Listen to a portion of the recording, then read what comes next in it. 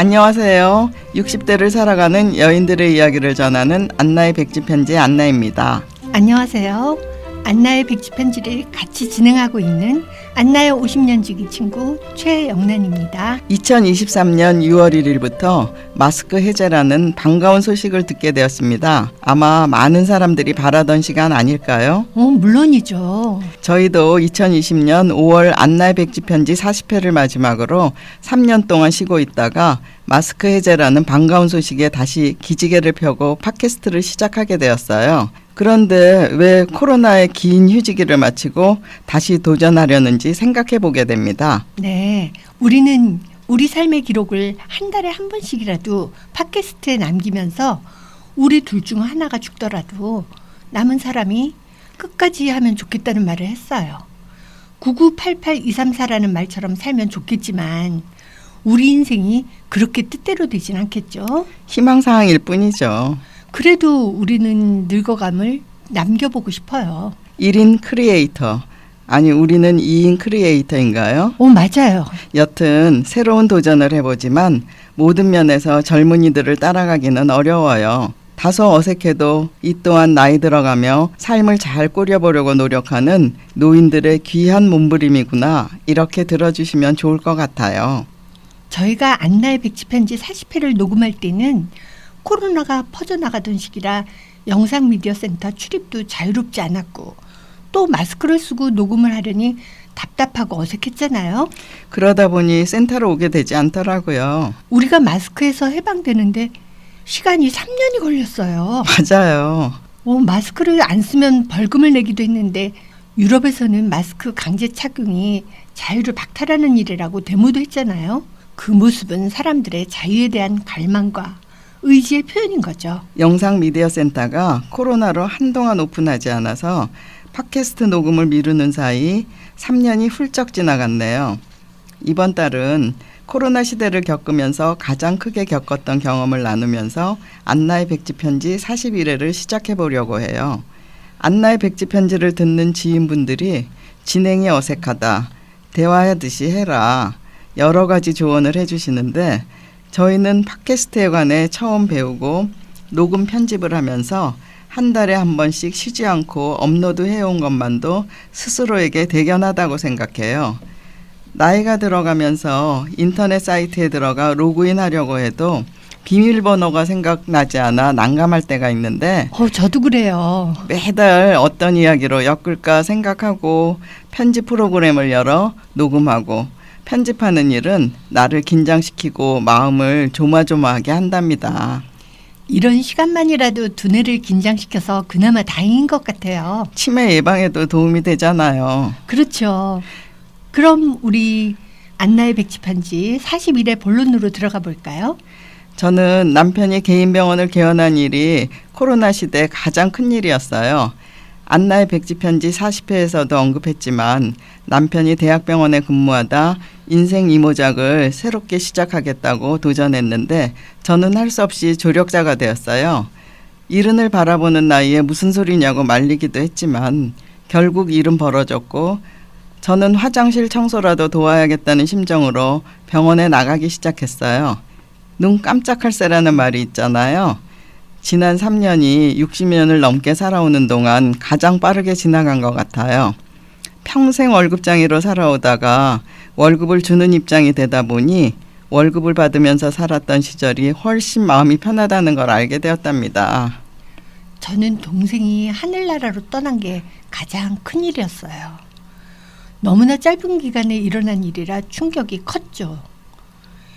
2021년 7월 말에 동생이 배가 아파서 동네 병원을 다녀왔는데 배에 혹이 있다고 큰 병원에 가보라고 했대요.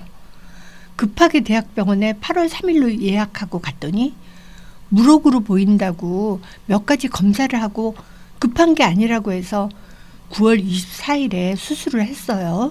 수술하면서 보니까 무록이 아니고 투명 세포암이 크게 자라고 있어서 자궁과 난소, 주변의 림프와 맹장, 대망 그런 것들을 제거했고 열흘 뒤에 항암 치료에 들어가서 치료를 받기 시작했는데 6개월 만에 세상을 떠나게 됐어요. 정말 인생 무상입니다. 저도 부모님과 시아버님이 모두 암으로 돌아가셨는데 환자는 물론 가족들의 충격이 크죠. 그건 말도 못하죠. 전 엄마가 돌아가셨을 때 살아서는 길러주시고 돌아가셔서는 깨우쳐 주시는구나를 알게 되었어요. 산다는 것과 살아낸다는 의미가 다르고 뼈에 사무친다라는 말을 사람들이 하잖아요. 그때는 무슨 말인지 몰랐는데 사랑하는 사람과 죽음으로 직면했을 때 느껴지는 많은 감정들이 있었어요. 코로나 시대는 면회가 자유롭지 못해 환자나 보호자들에게 안타까운 시간들이었죠. 그러고 보니 저도 2020년 추석 때 배에 심한 통증을 느껴 대학병원 응급실에 가서 CT를 찍었는데 셀리악 동맥이 찢어졌다고 했어요. 아주 드문 병이래요. 만약 대동맥이 찢어졌으면 급사하는 위험한 병이라고 합니다.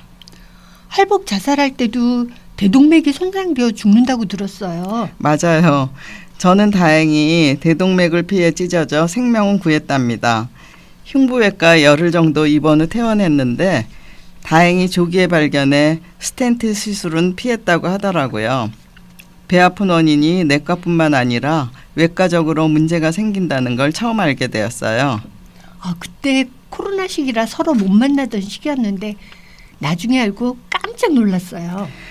우리 나이엔 밤새 안녕이란 말이 있듯이 아침에 눈 뜨고 일어나니 감사했어요.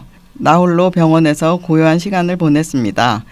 최근에 암 전문의가 쓴 어떤 죽음이 삶에게 말했다라는 책하고 가정의학과 전문의가 쓴 호스피스 병동 이야기 1000번의 죽음이 내게 알려준 것들이란 책을 읽었는데 이제 인생을 마무리할 시간이 차츰 다가오는구나 라는 생각이 들었어요. 저도 안나가 소개해줘서 읽었는데 무척 도움이 되는 책이더라고요. 남는 사람이 떠나는 사람의 인생을 함께 돌아봐 줄 때, 떠나는 사람을 위해 아낌없이 자신의 시간을 내어줄 때, 비로소 웰다잉, 마지막 상자 쌓기가 끝난다 라는 내용이 책에 있었어요. 제 동생의 상자 쌓기는 단아하게 완성되었다는 생각이 들었어요.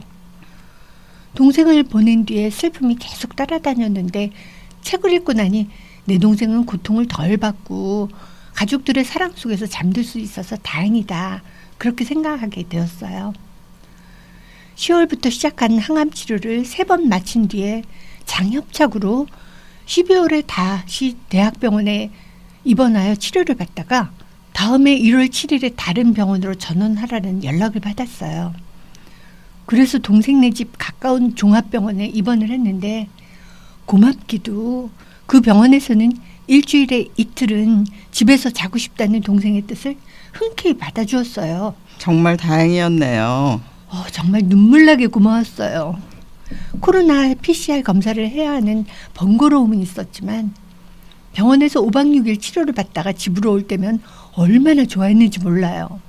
투병 기간이 짧아서 큰 고생을 하지 않고 떠나는 것도 복이다. 그렇게 생각하게 되었어요. 우리는 집에 대한 소중함을 잊을 때가 많은데 여행에서 돌아와 집 현관에만 들어서도 집이 최고야 하잖아요.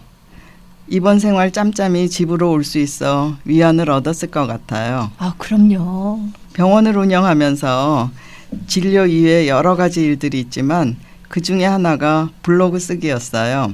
영란이 동생은 저 세상으로 가기 며칠 전까지 우리 병원 블로그에 들어와 좋아요를 눌러줘 무척 고마웠어요.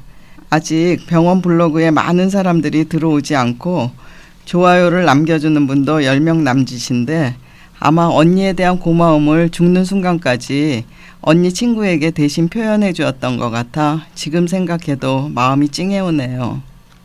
코로나 기간 동안 동생을 케어할 때 빼고 두문불출하고 지내서 코로나는 물론 감기 한 번 걸리지 않았는데 작년 12월 동짓날 팥죽을 사러 나갔다가 감기에 걸려 한 달을 엄청 고생했어요. 혹시나 해서 코로나 검사도 받았는데 동생 케어할 때 PCR 검사를 자주 했던 기억이 나더라고요. 저는 병원에 근무하게 되면서 코로나에 걸릴까 봐 걱정을 많이 했는데 아직까지 코로나에 걸리지는 않았어요.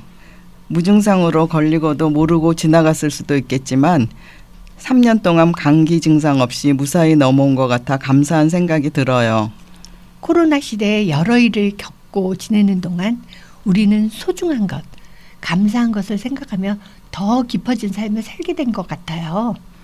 살아있는 날까지 최선을 다해 살아야겠어요. 영란이는 사랑하는 동생을 잃었지만 평생 싱글로 살아온 동생이 언니의 보살핌을 받으며 죽음을 맞이할 수 있었던 것이 복이라는 생각이 들어요. 우리 부부도 먼저 가는 사람이 복이다라는 말을 하거든요. 지난 5월에는 4년 만에 고향 국제 꽃박람회가 호수공원에서 개최되어 안나와 함께 보러 갔고, 며칠 전에는 호수공원 장미가 한창이어서 같이 산책하면서 꽃향기에 듬뿍 취해보았어요. 코로나 시기 호수공원에 철 따라 바뀌는 꽃을 보면서 인간이 바이러스와 전쟁을 치르고 있어도 사계절은 어김없이 변하고 지구는 여전히 돌고 우리는 그 사실에 순응하며 살 수밖에 없고, 그러기에 주어진 하루의 소중함을 간직해야겠다는 생각을 하게 되었어요. 오늘은 김경수 원장님의 노래 고향초를 들으며 안나의 백지편지 41회를 마치겠습니다. 남쪽 나라 바다 멀리 물새가 나르면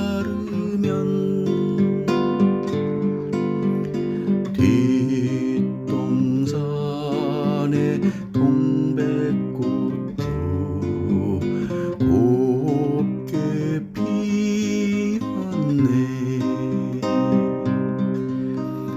뽕을 따던 아가씨들 서울로 가네.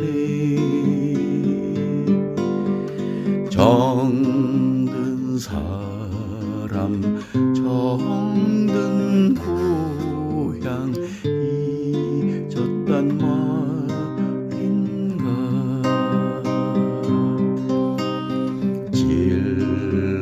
질레꽃이 한입 두입 물 위에 날리면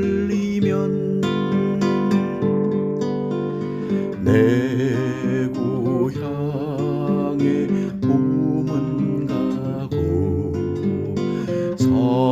서리도 차네. 이 바닥에 정든 사람 어디로 가고 저